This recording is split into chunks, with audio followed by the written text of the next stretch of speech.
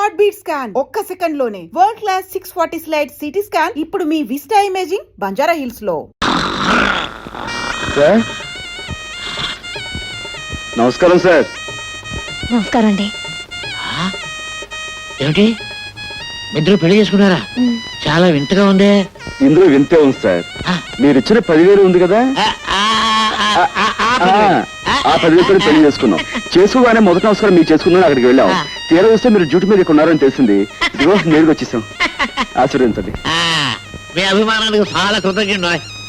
Doctor గారు, మనం admit చేసిన అంత కూడా ఉన్నాడే, వాడిని పోలీసులకు అప్పచెప్పి సాక్ష్యం చెప్పి చట్టానికి సహకరించిన ఉత్తముడు ఇతనేనండి. పాపం పెళ్లి కూడా చేసుకున్నాడు. పాపం డాక్టర్ గారు ఆశీర్వచనం పొందు. ఇదిగో చాక్లెట్ డాక్టర్ గారికి పాపం. Thank you sir. సార్ మీరు పర్మిషన్ ఇస్తే వార్డ్ లో ఉన్న మిగతా పేషెంట్స్ కూడా స్వీట్స్ ఇచ్చి వాళ్ళ దీవెని పొందుతాం. షూర్ తప్పకుండా మన తాలూగడ్డ అంతే. ప్రొసీడ్.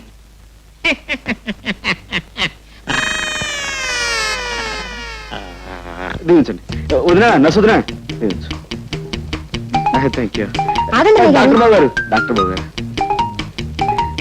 Thank you sir. నర్సం వదినా. నర్సం వదినా స్వీట్ గా ఉన్నారు. Thank you. తీసుకోండి మేఘారు. పోలీసు బాబు గారు మీరు కూడా. Thank you. లోపల పేషెంట్ బాబుకి స్వీట్. పోలీసులు బాగాలే, పేషెంట్లు బాగాలే. వెళ్ళమ్మా, వెళ్ళు. థ్యాంక్ యూ బాబా. నమస్కారం అండి. నాకు కొత్తగా పెళ్ళయింది. ఈ హాస్పిటల్లో ఉన్న పేషెంట్స్ అందరికీ చాక్లెట్స్ ఇస్తున్నాను, కనుక మీరు కూడా తీసుకోండి. జాగ్రత్తగా విప్పి చూస్తేనండి. నేను వస్తాను. రాత్రి 10 గంటలకు నేను తప్పించేందుకు వస్తున్నాను. సిద్ధంగా ఉండు.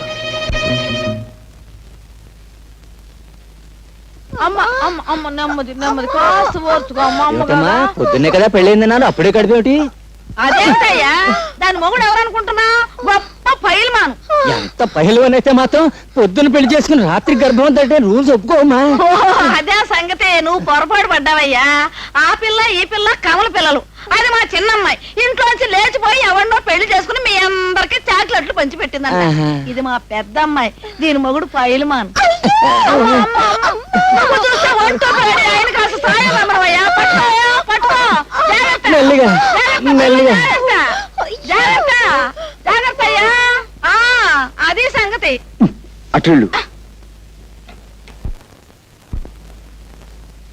కమాన్ బయలుదేరు. నువ్వా? నేనే. ఆ రోజు కోర్టులో దొంగ సాక్ష్యం చెప్పి నిన్ను నేరస్తుని చేసింది నేనే. నువ్వు నా చెల్లెలు భర్తవని ఆలస్యంగా తెలిసింది. నా తప్పు నేను తెలుసుకున్నాను. నువ్వు నిర్దోషువని, నీకు ఈ నేరానికి ఎలాంటి సంబంధం లేదని నేను నిరూపిస్తాను. అందుకే నేను విడిపించి తీసుకెళ్తాను. ప్లీజ్ నాతో రా. ఆ రోజు కోర్టులో గుండెలు బాదుకుంటూ దొంగ ఏడుపులు ఏడుస్తూ నన్ను నేరస్తుని చేయడాన్ని వాడి నాటకం కంటే ఇదేం గొప్ప నాటకం కాదు. నీ కట్టుకథలు కట్టిపెట్టి వెళ్ళి నుంచి. ప్లీజ్ నా తప్పు ఒప్పుకుంటున్నాను. అందుకే క్షమించమని అడుగుతున్నాను. ప్లీజ్ నాతో రా. కసాయి వాడి వెనుక గొర్రెలా నీ వెంట అనుసరించిన కంటే సంతోషంగా ఉరికమ్మ ఎక్కడానికే సిద్ధంగా ఉన్నాను. మర్యాదగా వెళ్ళి నుంచి. ప్లీజ్ ఆవేశపడకు. తలిపేసుందేమిటి? ముందు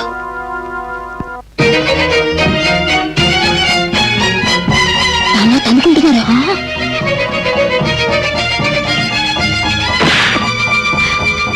అమ్మో, నర్సు వస్తుంది పదా.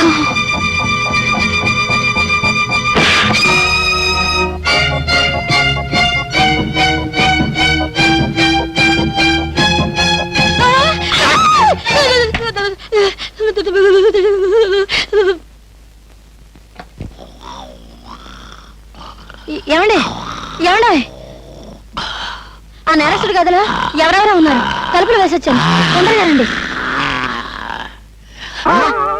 ఆ నేరస్తుడి గదిలో ఎవరెవరో ఉన్నారు. తలుపులు వేసొచ్చాను, తొందరగా రండి. అయ్యో,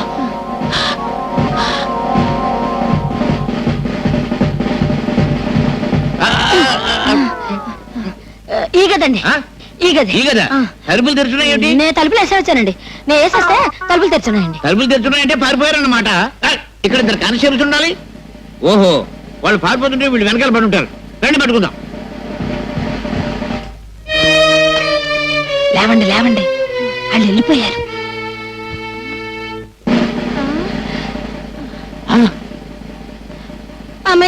బతికే ఉన్నారండి. కుట్టేసి పారిపోయి ఉంటారు. నా కొంపటికి వచ్చేసింది బాబు. మీ కొంప మీదకి వచ్చిందా నా కొంప మీదకి వచ్చిందా? ఏమండోయ్, మీ కొంప మీదకి వచ్చిందా నా కొంప మీదకి వచ్చిందా? నా శాది మీదకి వచ్చింది, నా శాది మీదకి వచ్చింది, నా శాది మీదకి వచ్చింది బాబు.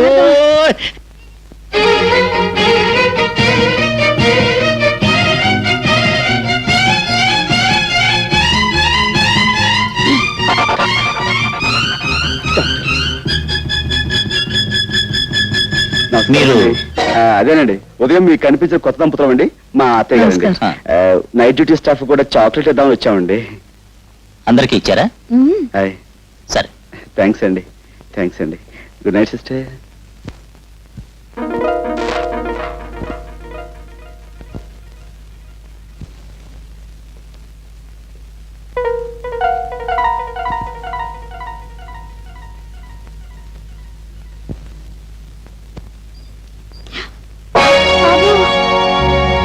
మై గాడ్, ఇప్పుడు ఎలా? ఇప్పుడు మనం చేసేది ఏం లేదు. బయటపడండి.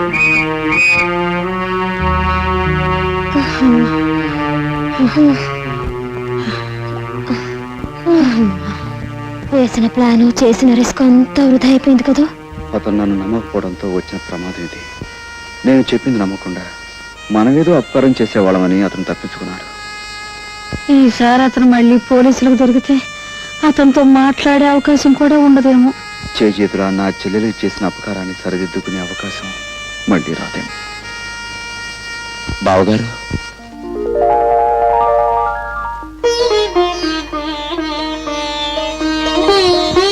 నిజంగానే మీరు అపకారం చేసే మనిషి అనుకున్నాను, కానీ సావిత్రి అన్నయ్యని ఇప్పుడు అర్థమైంది.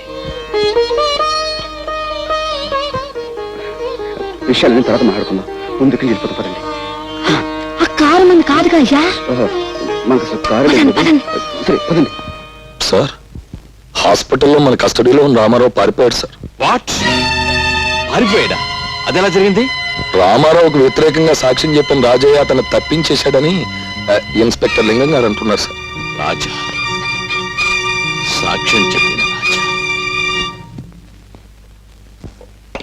బాబు సోడా ఉంటాయి లేదండి. 10 రూపాయల కిలో లేదా? అమ్మా నీ దగ్గర ఏమైనా ఉందా? లేదండి. రే, రో, రే గురు,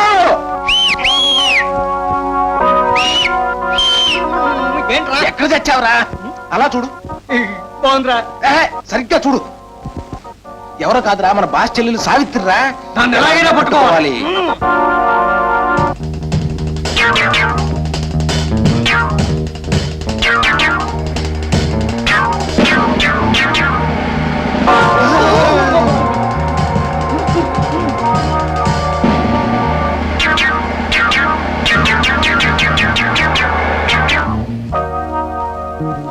ఎవరమ్మా నువ్వు? అటు చూడండి, రౌడీలు వెంటబడుతున్నారు. నన్ను రక్షించండి. రౌడీలా? భయపడకు, నువ్వెక్కడికి వెళ్ళాలో అక్కడే దింపుతాను రా. పర్వాలేదు రామ్మా, రా. నువ్వెవరి తాలూకమ్మా? మాది ఊరు కాదండి. మా ఆయన ఉద్యోగం కోసం ఈ ఊరు వస్తే ఆయన మీద ఎవరో దుర్మార్గులు కోనీ కేసు పెట్టి జైలుకి పంపించారండి. కూనీ కేసా? అవునండి, మా వారు ఈయనేనండి. చూడండి, ఆయన మొహం చూస్తే ఎవరికైనా అపకారం చేసే మనిషిలా కనిపిస్తున్నారా? ఎవరో దుర్మార్గులు కావాలని పన్నాగం పన్ని మా ఆయన్ని జైలుకి పంపించారండి. మా ఆయన ఇప్పుడు మీ పోలీసుల దగ్గరే ఉన్నారు కదండి, ఒక్కసారి ఆయన చూపించరు? అలాగేనమ్మా. మా అన్నయ్య ఈ ఊళ్ళోనే ఉద్యోగం చేస్తున్నాడండి, కానీ ఎక్కడ చేస్తున్నాడో తెలీదు. మా అన్నయ్యకి ఈ విషయం తెలిస్తే మా ఆయన నిర్దోషం నిరూపించి వెంటనే విడిపించేస్తాడండి. మీ అన్నయ్య పేరు రాజాయనా? అవునండి, మీకెలా తెలుసు? తెలుసు. మీ ఆయన్ని తప్పించాడని విన్నప్పుడే రాజాకి రామారావుకి ఏదో బంధుత్వం ఉందని ఊహించాను. హాస్పిటల్లోంచి హంతకుడు తప్పించుకోవడానికి నీ అసమర్థతే కారణమని నిరూపణ అయింది. కాబట్టి నేను ఎస్ఐ పోస్ట్ నుంచి కానిస్టేబుల్ పోస్ట్కి రివర్ట్ చేయమని ఎస్పీ గారు ఆర్డర్స్ వేశారు. అన్యాయం సార్, అక్రమం సార్. అమ్మాయి పెళ్లి చేయలేదు సార్, ఇంకాను నిమ్మదోడు అడ్వాన్స్ కూడా ఇచ్చాను సార్. Shut up. ఏమిటా సాల్యూట్ చేయడు? జవాన్ అన్నవాడు జెండాకు ఇలా తిన్నగా నిలబడి జబర్దస్తిగా సాల్యూట్ చేయాలి.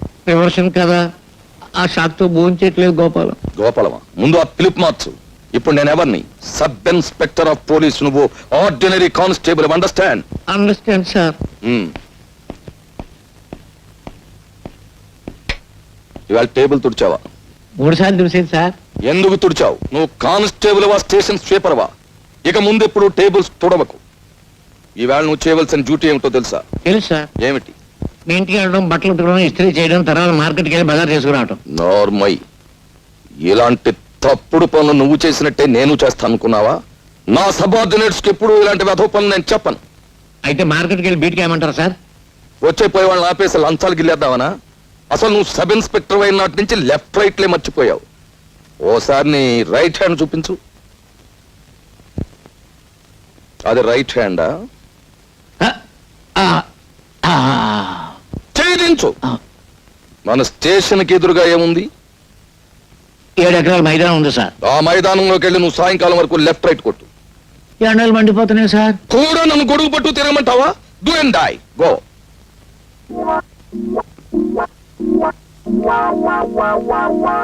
అసలు జరిగింది ఏమిటో మీరు చెప్పకపోతే నిజమైన హంతకుడిని పట్టుకోవడం ఎలా? జరిగింది ఏమిటో మీరు చెప్పండి. ఉద్యోగం కోసం కాళ్ళరికేలా ఊరంతా తిరిగి విసిగిపోయి ఊరి చివర బ్రిడ్జ్ దగ్గర కూర్చున్నాను. అంతలో ఎవరో ఒక వ్యక్తి కారులో వచ్చి ఓ మూటలాంటి వస్తువు నీటిలో పారాయడం నేను దూరం నుంచి చూశాను. నాకు అనుమానం కలిగి అతను వెళ్ళగానే నదిలోకి దూకి ఆ మూటను బయటకు తీశాను. కొన ఊపిరితో ఉన్న ఆమెకు సపరీలు చేశాను. కాస్త తెప్పరిల్లింది. ఎవరు నువ్వు? మిమ్మల్ని ఎవరో మూట కట్టి నీళ్లలో పడేశారు. అతను వెళ్ళాక మిమ్మల్ని బయటకు తీశాను.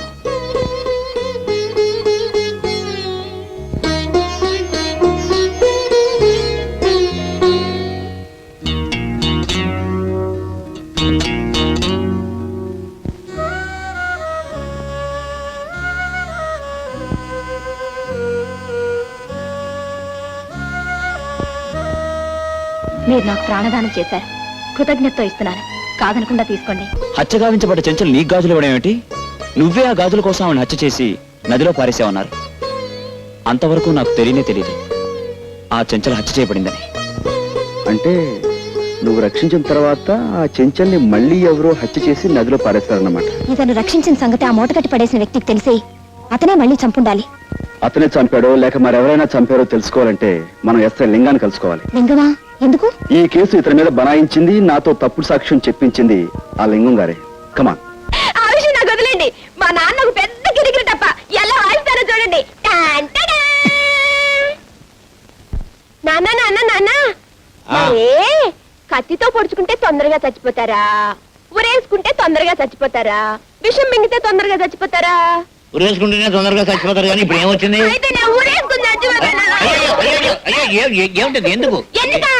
నా కర్మ కాలి. ఊళ్ళో వాళ్ళంతా నేను అడ్డమైన తిట్లు తిడతా ఉంటే ఆ తిట్లు వింటూ బ్రతికే కన్నా ఊరేసుకుని చచ్చిపోయాను. ఇదిగో ఇలా చూడు. దెబ్బలు తినకుండా దొంగతనం, తిట్లు పడకుండా పోలీస్ పని చేయడం చాలా కష్టం అమ్మా. అయినా ఏ గాడిద నిన్ను ఇప్పుడు తిట్టింది? ఊళ్ళో వాళ్ళందరూ అనుకుంటున్నారు చెట్టంత ఉద్యోగం పీకి పారేసి పిట్టంత ఉద్యోగం. నువ్వు కైడే కాలతో సావాసం చేయబట్టే మనకి కష్టాలు వచ్చాయి. వాళ్ళు మనకంటే చిన్నవాళ్ళమ్మా. వాళ్ళతోటి మనం కలిసి ఉన్నప్పుడు మనం బాగానే ఉన్నాం.